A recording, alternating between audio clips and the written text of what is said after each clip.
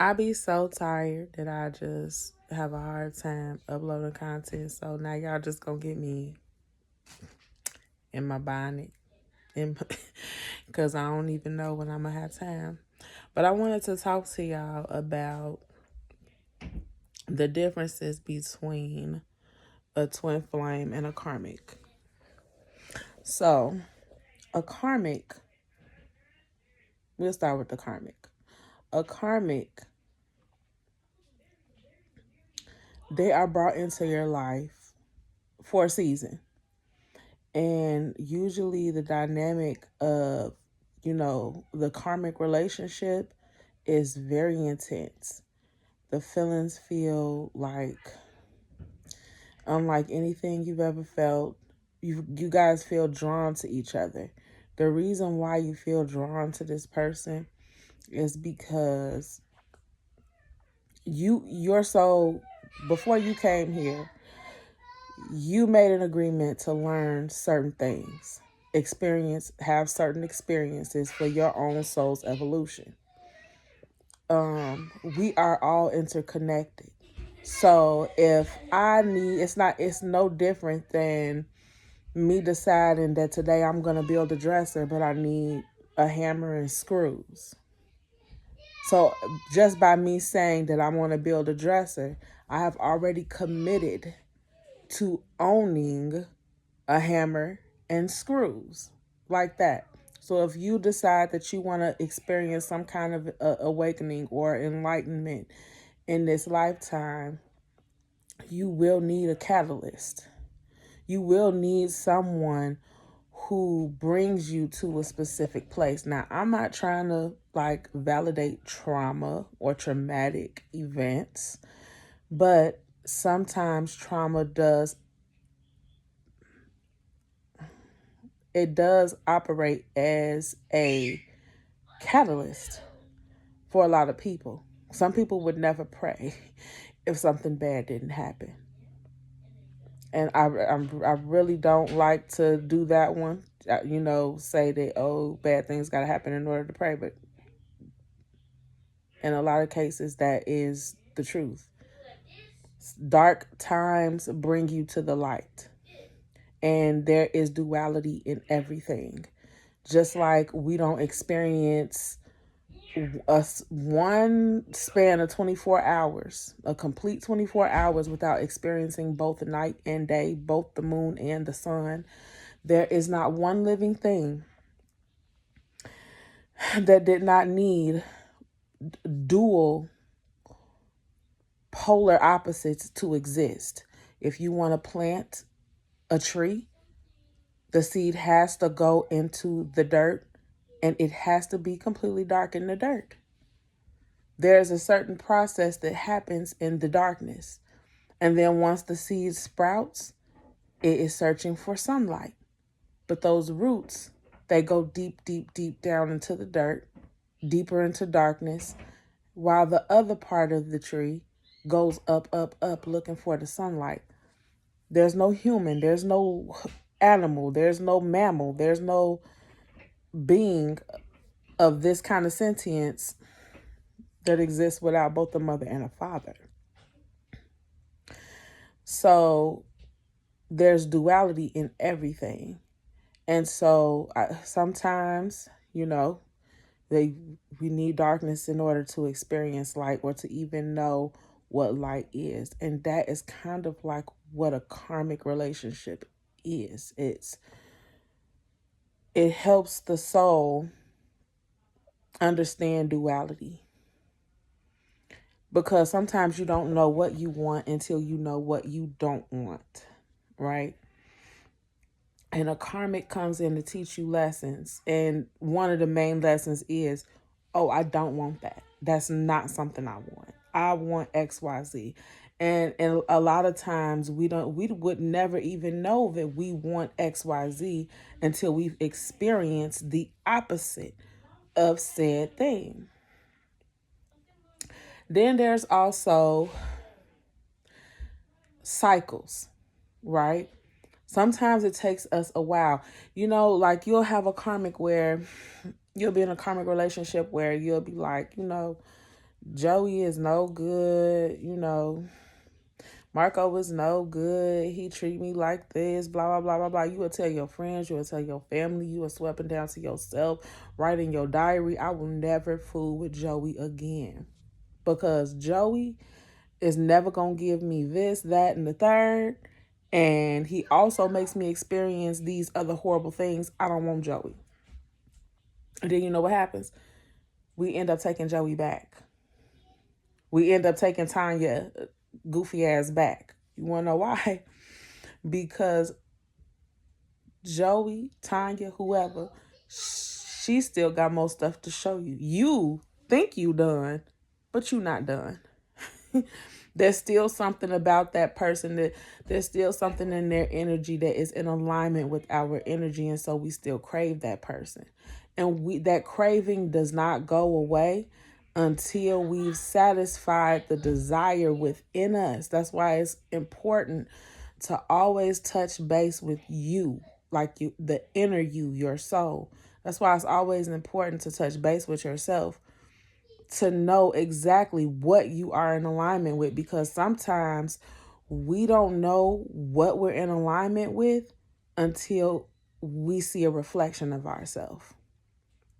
That's another thing that people don't understand. These karmics, they are reflections of ourselves. They're inverted like a reflection, but nonetheless, they're a reflection. They're a reflection at the end of the day. And they're not doing anything but showing ourselves to ourselves. It's like, oh, I didn't know. It's like saying, I don't know why I can't accomplish this, or why I have to keep trying over and over and over again to do this or to get that done, or, to realize this dream or that dream. And then Tanya comes in, enters into a 6-year relationship with us, and shows us all the ways of why we keep fumbling other things in our life.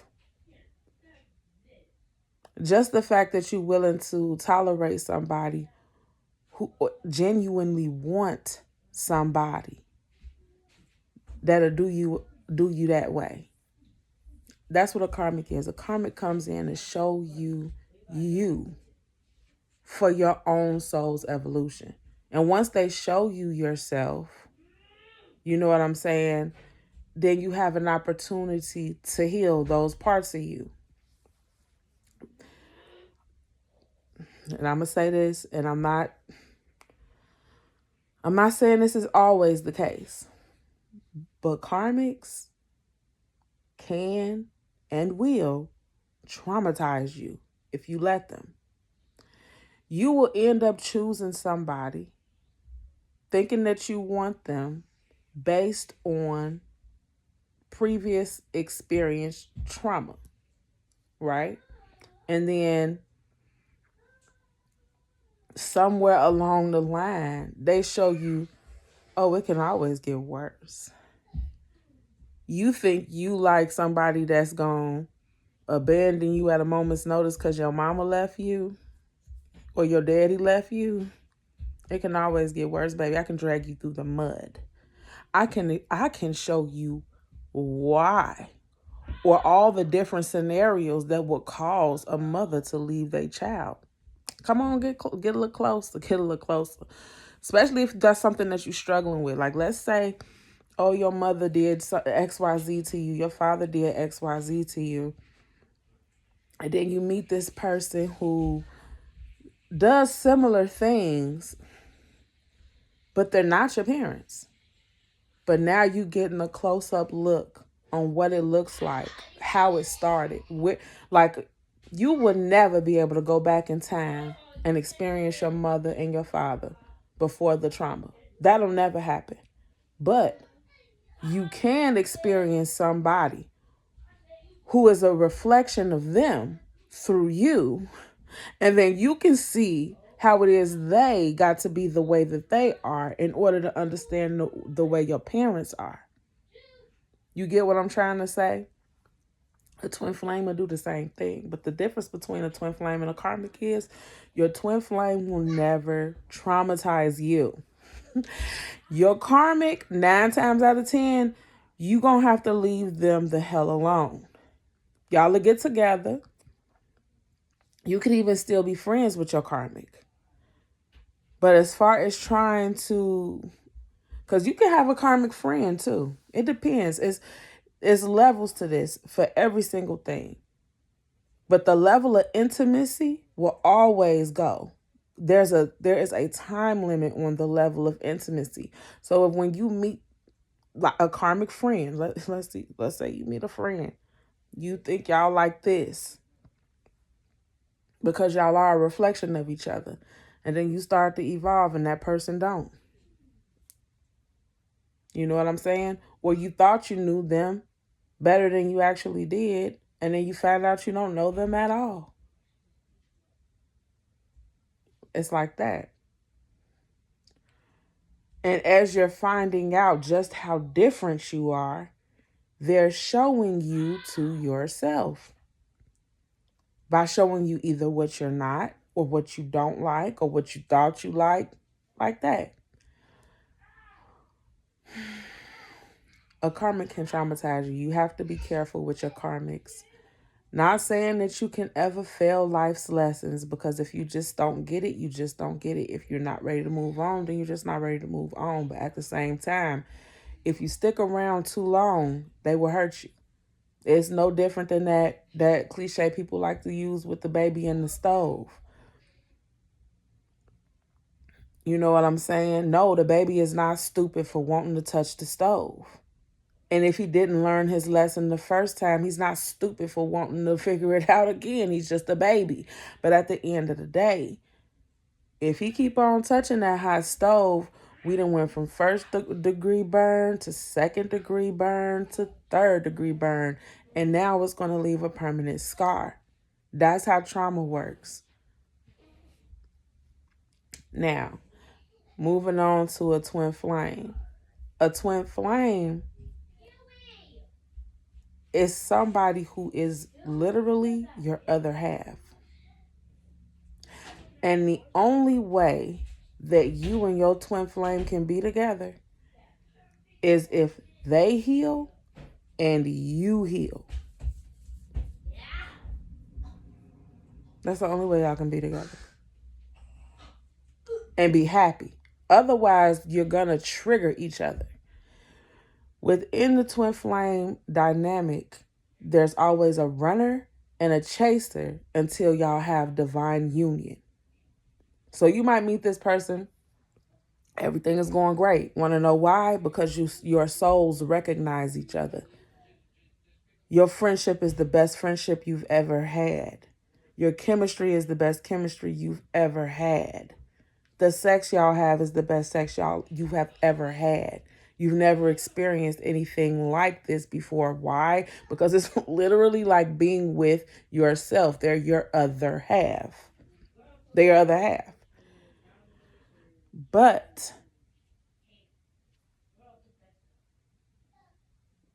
so you have the initial meeting and it's amazing. And then you all start triggering each other because you guys are reflections of each other and projections of each other. So you're projecting and reflecting constantly. And if you're not healed, it's going to trigger you. And a lot of twin flame relationships, you know what ends up happening?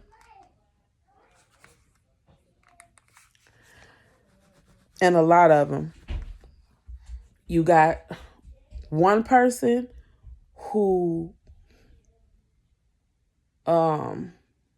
is codependent, right? You'll have one person that's codependent, kind of clingy. And then you'll have the other person who is cold and detached.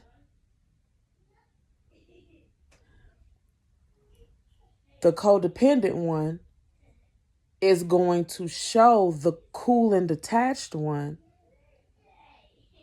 how to be in a union with someone, truly be in a union. And they would have never learned this in their other relationships. They would have tried, but it would have never been good enough, no matter how hard they try. You know what I'm saying? No matter how much they shower. And I've been both. I've been cool and detached. I've been codependent. When I was unhealed and I was cool and detached, I never thought for 1 second I was cold. Not for 1 second did I think I was being cold to my lovers. Never. I always thought that I was giving all of me. I'm very generous. I'm a Leo.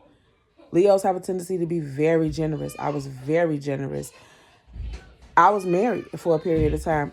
When I say I waited on my husband, hand and foot, I gave him everything and anything. I know y'all can hear my boys in the background. That's why this microphone coming, and y'all ain't got to worry about this no more.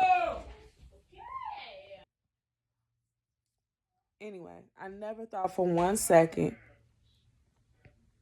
that I was cold and detached. And they would tell me all the time. They would be like, when it was all over, of course, I never even felt like I knew you. And I would just be like, now once it was over, I did realize, okay, yeah, that I never really all the way let them in. But that's because I didn't feel like you were worthy. I didn't feel like I could trust you fully. And I was right. Because now here we are at the end, and it's like, dude, why would I? But the cold and detached one never realizes that they're cold and detached.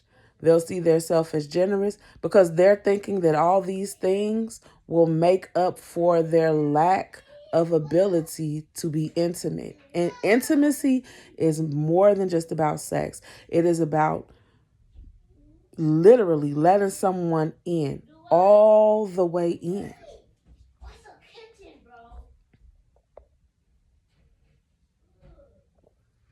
Okay, I'm back again. So like I was saying, I never for 1 second thought that I was being cold or detached or any of that. And yeah, I never thought that. Even the one man that I thought I loved so bad. And I spent like from the time I was about 18 all the way up until I was about 34, pining for him, longing for him. I mean, we broke up. I got married, came back. Even he will look me in my face and say, I never knew you. You never let me in. And if there was anybody that I felt like I gave everything to, it would have been him. But it was me in a superficial way. It wasn't me the best, I didn't know how to be intimate. I don't know how else to say that. I don't know how to be intimate. And, shit, I don't know. I don't know. All I can say now is that I'm aware. That's all I can say. All of us are different. So you'll come into your awareness in your own time, in your own way. But back to what I was saying. There's always a runner and a chaser. The runner is normally cool and detached. The chaser is normally codependent. So the chaser is teaching the chaser is teaching the runner how to be more intimate. And the runner is teaching the chaser how to detach. Literally. You will know that you're in a twin flame dynamic. These are signs that you are in a twin flame dynamic. When you look up, either it's always somebody chasing, y'all switch. That's how you know. In the beginning, she was the runner. She was a track star. You was chasing her. You finally caught her, right? And then she started getting close, and now close is just too close for comfort. And now you the runner, you the track star. She chasing you.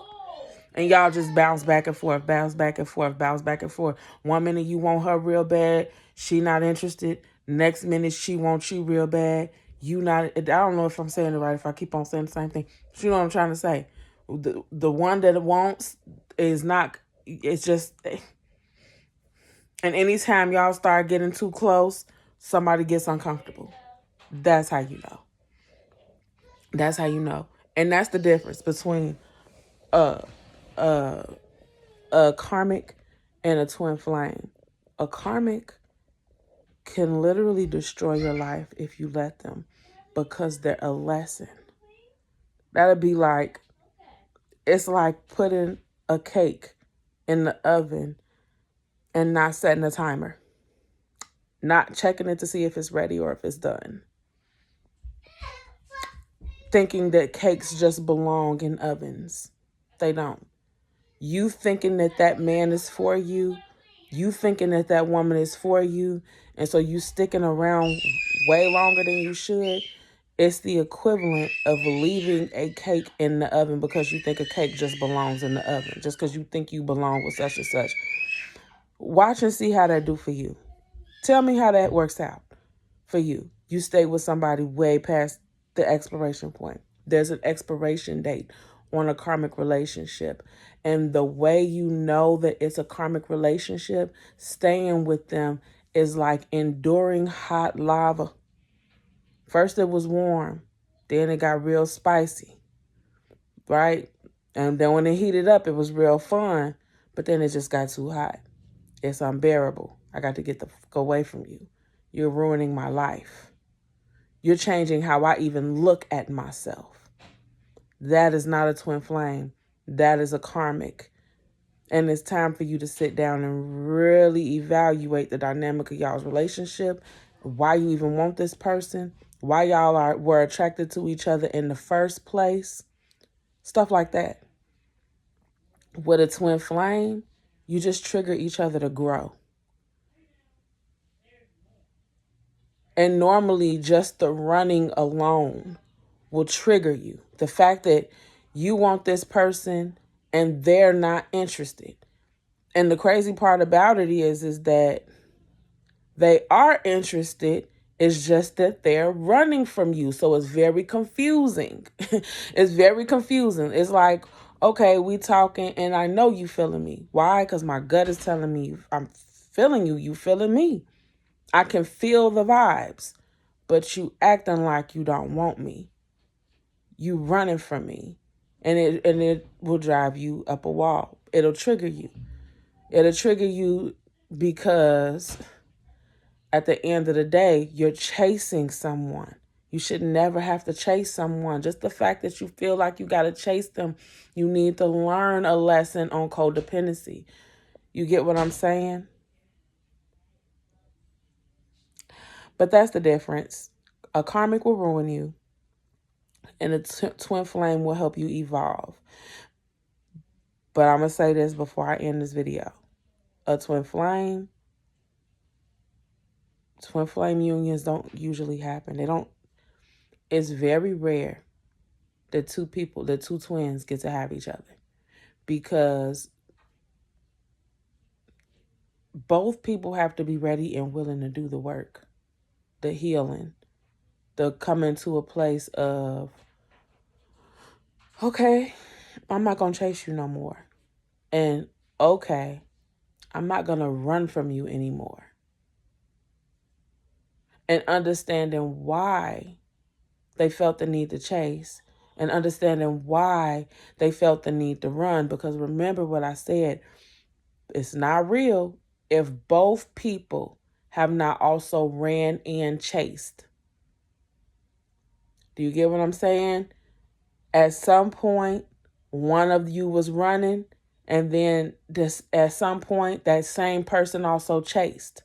That's how you know.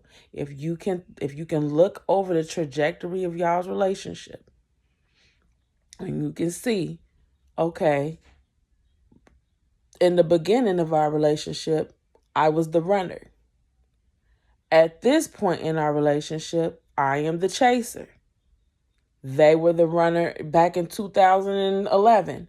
Now they're the chaser in 2015. You know what I'm saying? If you can look over the trajectory of y'all's relationship and you can clearly see who was running, who was chasing, and you can see that runner-chaser dynamic all throughout you all's relationship, that's one sign.